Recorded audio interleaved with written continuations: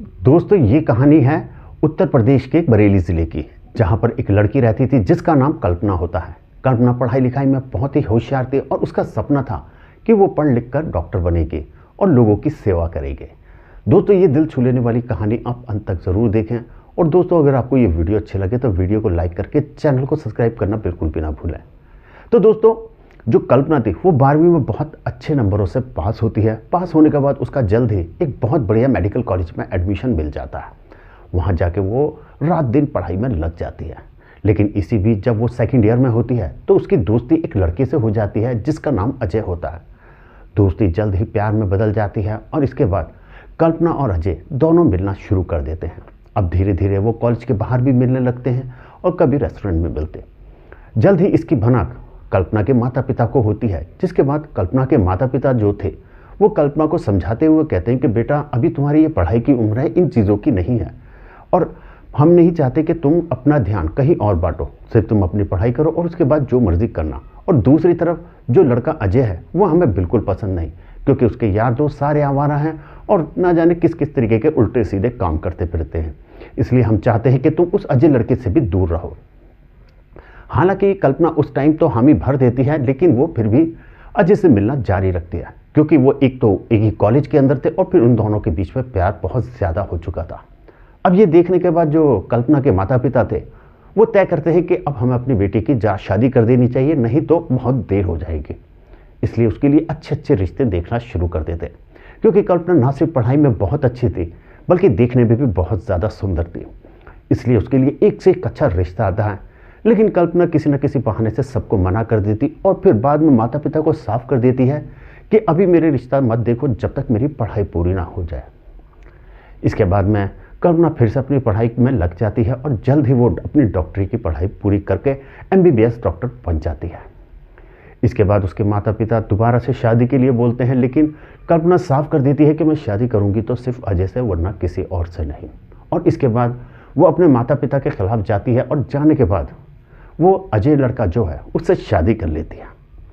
शादी करने के बाद वो अपनी ससुराल पहुंचती है और ससुराल में पहुंचने के बाद अपनी जो भी जिम्मेदारियां थी उन्हें बहुत अच्छे से संभालना शुरू कर देती है। अभी कुछ दिन बहुत अच्छे से गुजर रहे थे, लेकिन इसी बीच जो अजय के दोस्त थे वो उसको अब गलत रास्ते पे ले जाने लगते हैं और यही डर जो कल्पना के माता पिता को था वही अब सच होने लगता है। धीरे धीरे जो अजय था अब दोस्तों के साथ मिलकर ड्रिंक भी करने लगता है। फिर कुछ दिनों के बाद में वो और भी दूसरे गलत काम करने लगता है और धीरे धीरे अब वो लड़कियों के चक्कर में भी पड़ गया था। जब इस बात की खबर कल्पना को होती है तो कल्पना इस चीज़ का बहुत ज़्यादा ऑब्जेक्शन लेती है और वो कहती है कि ऐसे नहीं चलेगा। हालांकि राहुल कुछ दिनों के लिए ये चीज़ें बंद कर देता है, लेकिन फिर से वो ये चीज़ें चालू कर देता है, क्योंकि अब उसे किसी चीज़ का डर नहीं था। इसके बाद में राहुल अब पहले तो ड्रिंक बाहर करता था, अब रात में पी के भी घर पे आने लगता है, जिसके बाद उन दोनों के बीच में अक्सर झगड़े होने लगते हैं। कल्पना इस चीज़ को लेकर बहुत परेशान होती है, क्योंकि वो घर परिवार को सही से संभाल नहीं पा रही थी और डिप्रेशन में रहने लगती है। एक दिन ऐसे ही अजय घर पर ड्रिंक करके आता है और आने के बाद कल्पना से फिर लड़ाई झगड़ा करने लगता है। लड़ाई झगड़ा इस हद तक होता है कि वो कल्पना को धक्का दे देता है। कल्पना लड़खड़ाती हुई गिर जाती है और जाके उसका साइड में सर लग जाता है, जिसकी वजह से वो बेहोश हो जाती है। हॉस्पिटल में एडमिट कराया जाता है। माता पिता जाके उसको देखते हैं तो पता चलता है कि जो अजय लड़का था उनका हस्बैंड उसने उसे धक्का दे दिया था और उसकी बाकी चीज़ों के बारे में भी उनको जल्द पता चल गया था। इसके बाद वो कल्पना से कहते हैं कि इसके खिलाफ कंप्लेंट करनी चाहिए।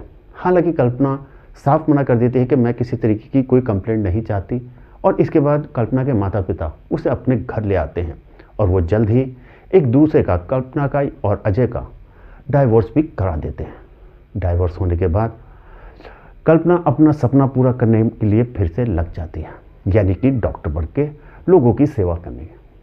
कल्पना के जो माता पिता थे उनके पास बहुत ज़्यादा संपत्ति थी, इसलिए उन्हें किसी तरीके की कोई दिक्कत नहीं होती। उनकी जो हाईवे वाली एक ज़मीन होती है उसी पे कल्पना के लिए एक छोटा सा हॉस्पिटल खोल दिया जाता है, जिसके बाद कल्पना वहाँ जाके अपना काम करना शुरू कर देती है।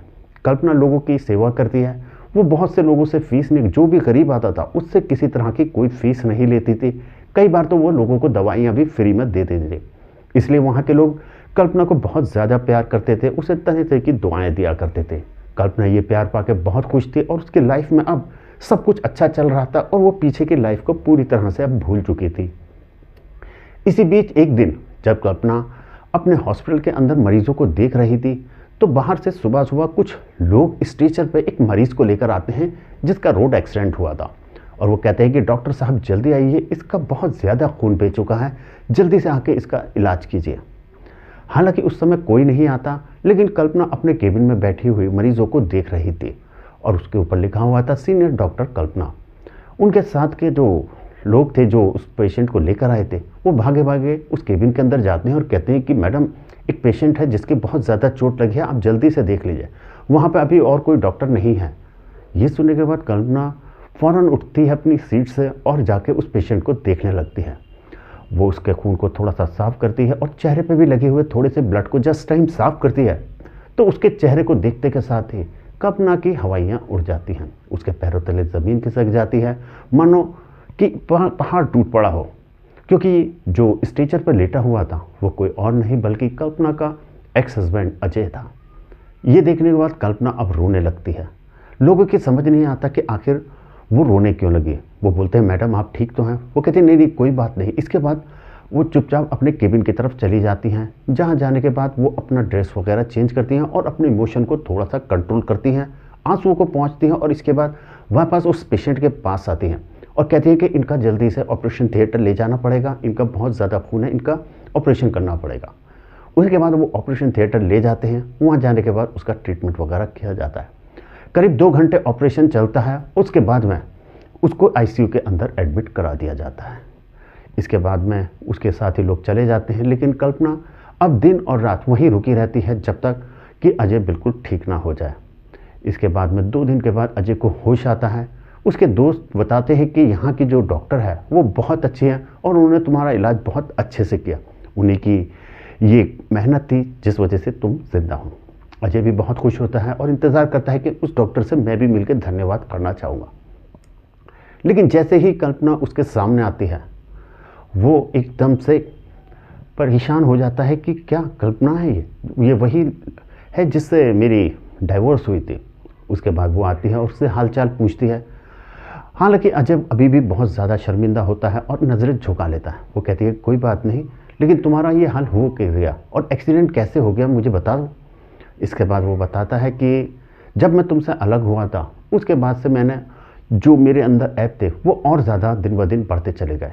मैं तुम्हें खोने का बहुत ज़्यादा दुख हुआ, जिसके बाद मैंने अब रात की जगह दिन में भी ड्रिंक करना शुरू कर दिया। हर पल में तुम्हारे बारे में सोचता कि मैंने आखिर तुम्हें क्यों खो दिया।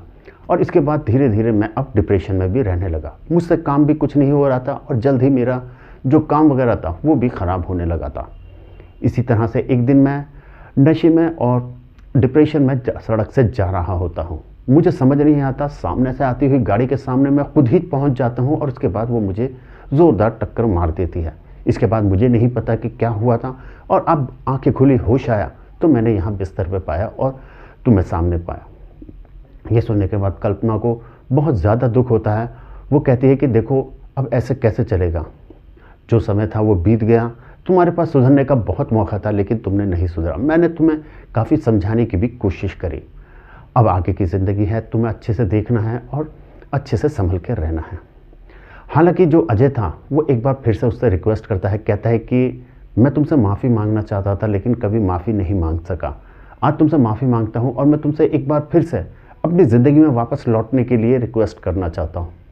लेकिन कल्पना साफ कह देती है कि अब वो समय निकल चुका है, क्योंकि अब मुझे एक नहीं ना जाने कितने लोगों का रोज़ प्यार मिलता है। इस हॉस्पिटल के अंदर रोज़ लोग आते हैं, रोज़ मुझे ना जाने कितना प्यार देते हैं। इन सब का प्यार पाने के बाद मैं सब कुछ भूल बैठी हूँ और अब यही मेरी दुनिया है और मैं यहाँ पर ही रहकर अब लोगों की ऐसे ही सेवा करना चाहती हूँ। और दोस्तों इसके बाद अजय जो था वो डिस्चार्ज होकर वहाँ से चला जाता है। कल्पना उससे कोई फीस भी नहीं लेती और फिर बाकी ज़िंदगी कल्पना ऐसे ही लोगों की सेवा करते हुए गुजारने लगती है। दोस्तों क्या कहना चाहेंगे आप कल्पना डॉक्टर्स के बारे में? आपकी जो भी राय हो हमें कमेंट बॉक्स में ज़रूर बताएं और क्या उसका फैसला सही था अजय के साथ ना रहने का, वो भी हमें ज़रूर बताएं। और वीडियो अच्छी लगे तो वीडियो को लाइक करके चैनल को सब्सक्राइब करना बिल्कुल ना भूलें।